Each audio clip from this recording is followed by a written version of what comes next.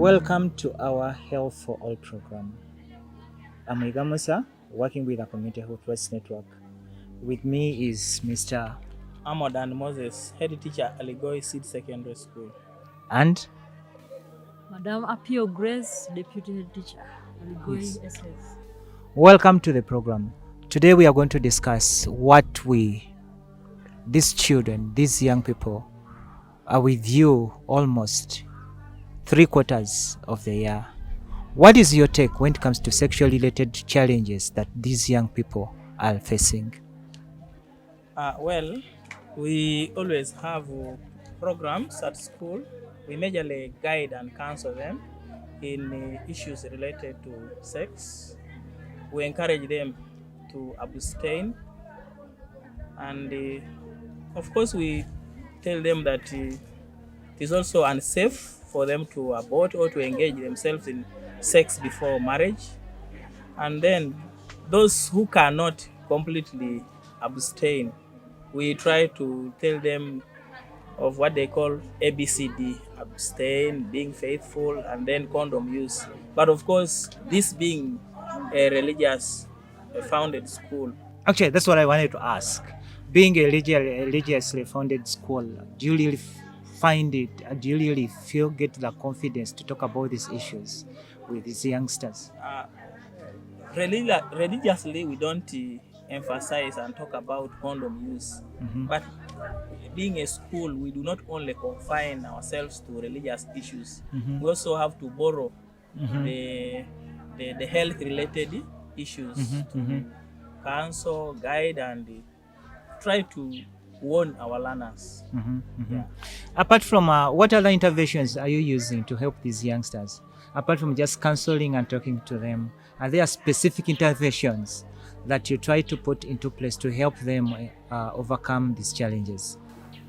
Deputy. Sometimes we call other people to talk to them. Like one time we had the EAU talking to both girls and boys, though it was about menstrual health management. They touched issues related with sex. And really, we discover that most of these girls and boys are very far. They do the things, they may not be willing to stop it or abstain. And so they encourage them. I mean, they were given advice, pieces of advice on what to do, how to manage it in case they cannot control or abstain. Okay. Yeah, it's quite most of these issues are really challenging. You find that culture is not supportive, but also religion hinders us. For instance, the other time we were discussing with some of the religious people, and they were saying the Bible does not even support the use of family planning, including abortion. And we see that these youngsters are very actively sexually. What do you think we can do such that we can retain them in school, especially the girl child? Because family planning is not an option as far as the Christianity is concerned or religiously. We cannot advocate for use of condoms, however much we are trying to encourage them to abstain. Practically, I think they're not really listening to our call. What do you think we can do to address most of these issues, especially in this modern world? Personally, I would rather that we bring all the stakeholders on board. We need to engage the religious leaders, the traditionalists, and then we also need to continuously follow what government says as far as sexual related issues are concerned. Because even if we say that religion does not allow this, tradition does not allow this, but these youngsters are already practicing this. So let all the stakeholders be brought on board. We also need to engage the children themselves and get their views such that we address this from all angles, including the youngsters who are victims of circumstances. Okay. That is my Um, view. you think the current policies are being supportive, especially when it comes to addressing most of these issues?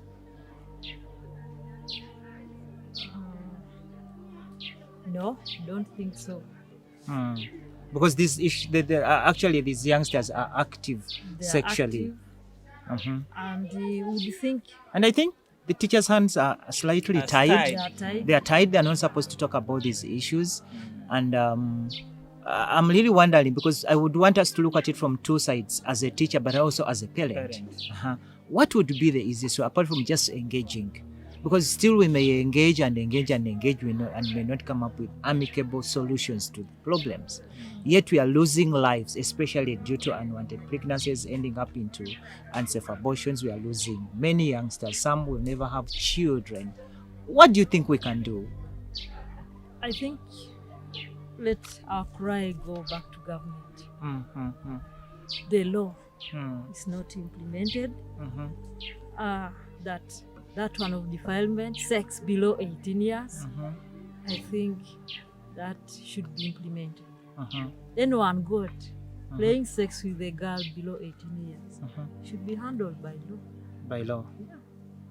Okay. But then, we've been moving around the Eastern region for the last 1 week or so, and we have realized young people telling us that they're engaging in sex as early as 10 years. And when we asked why, they said because they want to get money. Some want to get money to probably buy things that they need in their lives. When we try to dig deeper, if their parents are aware, they say, yeah, sometimes our parents send us to do so. So who do you think will be imprisoned if even some parents are sending their children to do the same? The person who engages in that act, Mhm, the person caught Mhm. playing sex with a girl should be Mhm. in prison. Should be imprisoned. Let the parent not be, regardless of what the parent says, let the person doing it be handled. Okay. Yes. But then is this really a solution to the problem? HM, what do you think? Personally, Uh-huh. I am of the view that policies or laws should be revised. The age, what we would consider the adult age. Personally, they would lower it down, possibly to 15 to 16. From 18. From 18. That one would, in one way or the other, make the learners know that when I am this and I engage in this, the law considers me to be an adult. Now, the other thing possibly is that, like the deputy said, the culprits should be reprimanded. Now, if the parent gives his or her child a go-ahead to engage in sexual issues as a means of survival, if the parents fall victims of such, then parents also should be reprimanded together with the other ones who are using the children. All of them should be treated equally in as far as breaking the law is concerned. Actually, when we were growing up, most of these issues related to sex, I think these are things that our parents never even allowed us to get closer to them. Gone are the days. We find that most of our children are having phones. They are very much active on internet. They are very much aware of what should be done and what shouldn't be done. What do you think we can do at least to mitigate access or misuse of the internet? Because the current trend most of our children are using to get to know most of the things that we parents don't even feel comfortable discussing with them. What should be done? I think still it goes back to government, because government allows everybody to access anything anywhere. If there were laws regulating accessibility to issues like internet, use of the phone, possibly that would minimize the use of such gadgets or facilities, and possibly it would check on the accessibility and maybe the involvement of the children if there were laws to that effect. But if government leaves everything maybe to whom it may concern, then everybody will be free to do what he or she feels. At least there should be laws or policies regulating the use of such facilities. I think the government has tried to do its best, but still the cry comes back. Now, government, I remember when they tried to put a stop onto Facebook, we made a lot of noise. No, you know, you violating our rights. We have a right to access to information, etc. What else can they do? Because it comes back to us. I believe there is need to sensitize and educate the children or the community, or everybody should be sensitized on the do's and the don'ts, because government may not completely regulate or restrict, but people should be sensitized. Okay. Deputy, hundreds of fellow women or all male teachers are doing the same job that you're doing. What would be your message from them? They are encountering the same challenges. What would be your message to them, both within Uganda and outside of Uganda? These are global issues now, global challenges. What would be your message to them, or advice? I think these children now seem to have grown. If they can do that, they can administer themselves. First, we need to guide them, advise them, tell them what to do, what not to do. I think let it begin from them also. So the call is to sensitize the youngsters themselves. There is also another contentious point when it comes to outcomes of sex. This is to do with unwanted pregnancies, which are ending into unsafe abortions. What would be your take on abortion? Personally, abortion is illegal here in Uganda. It is also biblically condemned. I would still maintain that. I would talk to the learners and tell them, no, abortion is illegal. But in case one conceives before marriage or while at school, that person would be encouraged to accept what has happened, carry the pregnancy until that person gives birth. It also calls for government to allow children stay at school even when they have conceived. When that one happens, the temptations of abortion are minimal, because they know that even if I conceive, I will still be allowed to continue studying. You remember that time of COVID-19 lockdown, government pronounced itself and said whoever has conceived within this period should be allowed to stay at school. Very few children aborted. If government comes up clearly like that, I am sure the cases of abortion will be minimized or reduced.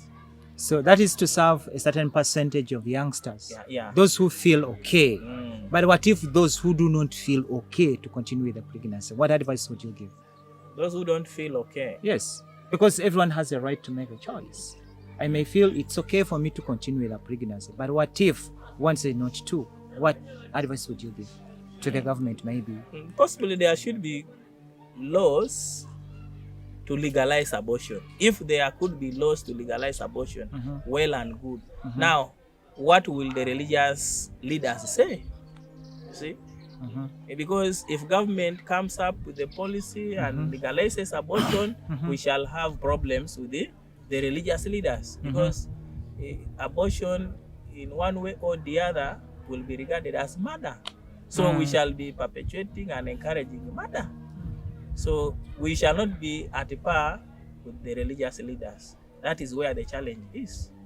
Well, that's how the headmaster looks at abortion.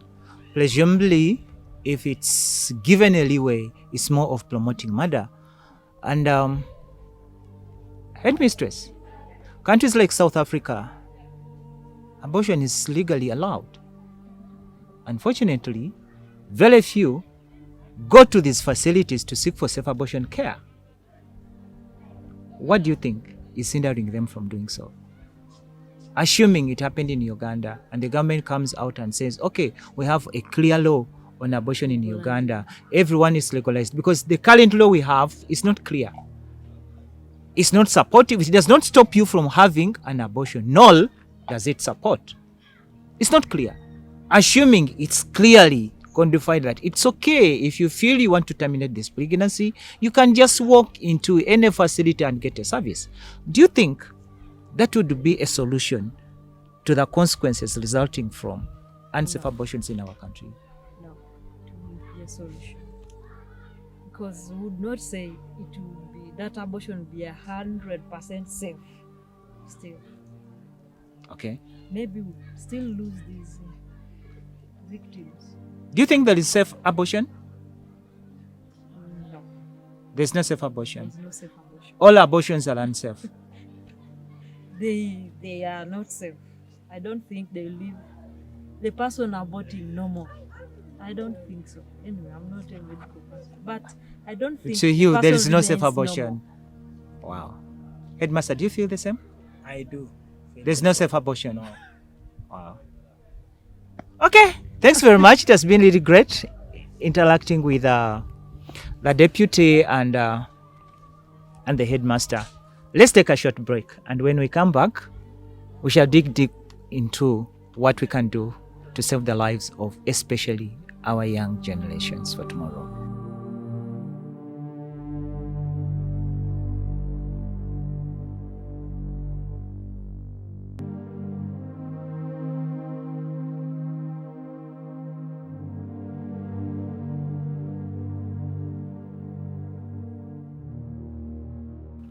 Welcome back from the short break. Still with me is the headmaster and the headmistress, and this is the Health for All program. Headmaster, Yes, sir. before we went in for the break, we're trying to dig deeper into abortion-related issues. This is a religiously founded school. However, we have come to a consensus that the youngsters we have are actively engaging in sex. But also, because we are religious people, there are certain things that we cannot talk with our children openly. Presumably, the parents think that we should do their part as well. And one of the issues that we have realized after discussing with the students is that some of them get pregnant. And because of this policy, they engage into clandestine unsafe abortions, to which we all know is either resulting into losing lives or lifetime injuries. What do you think we can do to address this mushrooming problem? We have tried to talk to them. We have tried to engage them into religious sessions to make them understand what God wants for them, but it's failing. What do you think we can do more than what we have been doing? Personally, I feel we shouldn't get tired. We need to continue engaging the health workers, because abortion, sex, and the like are health related. So we should continue engaging the health workers and educate the learners, the children, about the dangers of abortion and what happens really if one aborted. And if one aborted and you see that life is at a risk, definitely such people should be advised to visit the health facilities and get post-abortion Care. care. Headmistress, we are discussing from the professional point of view, but also as parents. If this was your young girl, how would you handle it? Would you, for instance, chase her from home? What would you do? Because she has aborted? No. You found her bleeding to death. My sweetie daughter, what happened? The first thing to do is to save life. Take someone to hospital, health facility. Let her be attended to. At that moment, I think that person is at the death point. You cannot beat, you cannot cane, can't back at. But later, in case of if God helps, then I have to talk to her. She will have already learned a lesson, because she will have experienced all the hardships. She will have gone through that experience of bleeding, feeling pain. And when she recovers, really, that will be the best time to advise that girl not to do it again. But she will still engage in sex. So what precautions would you put in place to avoid similar occurrences? But then she will have to use contraceptives. But still the Bible doesn't allow it. But now what do we do? Because that's why I'm also perturbed. Because still Christianity is not supportive when it comes to family planning.